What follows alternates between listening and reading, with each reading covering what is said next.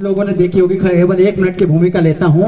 जहाँ वहाँ की स्थितियाँ बहुत सारे सर हमारे जानते होंगे और आप में से बहुत सारे लोग भोजशाला होकर आए होंगे। वहीं की स्थिति में पढ़ रहा हूँ, वहाँ कैसी स्थिति है आप सब लोग जानते हैं विषय। मैं केवल सीधा कविता पे आता हूँ कि जिस प्रांगण में पढ़ी गई ऋचा वेद की, जिस प्रांगण में पढ़ी गई ऋचा वेद की, जिस प्रांगण में गढ़ी गई रेखा ऋग्वेद की, जिस प्रांगण में पूजे गए उपनिषद हमारे, जिस प्रांगण में लगे माँ वाग देवी के जयकारे, उस प्रांगण में हमको ये अतिक्रमण कतई स्वीकार नहीं। माँ वाग देवी के चरणों में तुमको नमाज का कोई अधिकार नहीं। माँ वाग देवी के चरणों में तुमको नमाज का कोई अधिकार नहीं, कोई अधिकार नहीं। जिस हवन कुंड पर बैठने से सम्मान प्रबल हो जाते हैं, जिस हवन कुंड पर बैठने से सम्मान प्रबल हो जाते हैं, जिस वेदी पर बैठ से यज्ञ प्रबल हो जाते हैं, जिस यज्ञ तप से ब्रह्मा स्वयं भी पृथ्वी पर आते हैं, उस हवन कुंड को खंडित कर डाला आताताई ने। और डूब मरो साथियों, तुम्हारे हवन कुंड को वजूखाना कर डाला इस्लामी भाई ने।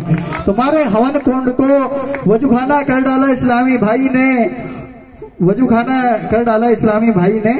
वाग देवी के कक्ष से जब चीख अजानों की आती है, शुक्रवार को काजी उसी वाग देवी के कक्ष में खड़ा होकर नमाज पढ़ाता है, जिसमें मंगलवार को सत्याग्रह होता है, माँ वाग देवी की पूजा होती है, हनुमान जी की पूजा होती है। कि वाग देवी के कक्ष से जब चीख अजानों की आती है, मंचों पर होते तो बहुत सारे नेता कहते तुम लिखो, मंचों पे पढ़ो, हम सदन में नहीं बोलेंगे। कि वाग देवी के कक्ष से जब चीख अजानों की आती है, वन बड़े तालियों में नंदी के कानों तक जाती है, मुझे इसमें से भू सत्ता के दलालों की आती है, जो हमको मुखबादिर बनकर सदन में मोल मिले।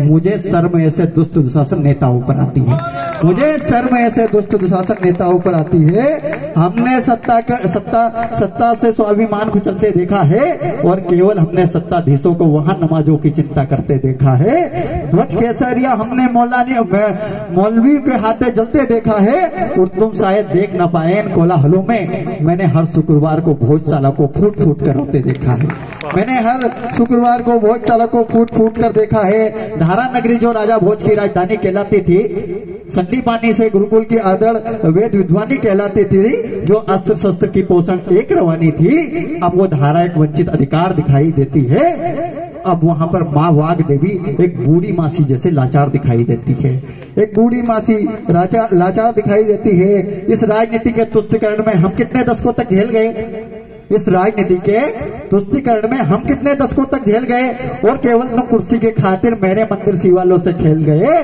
करते रहे तुम अजानों में करते रहे तुम नमाजे पढ़ते रहे अजानों में, मंदिर की घंटी तुमको रास लाई, और हम पूजा करने वालों ने ही खाई है गोली, हम ही जेल गए।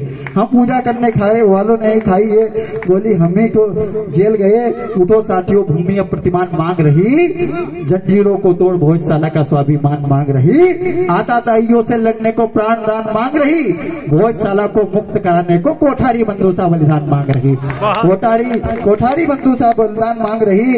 एक दिन निश्चित ही हम गर्भगृह में आरती उतारेंगे, इन अवैध मजारों को और परिसर से उखाड़ेंगे।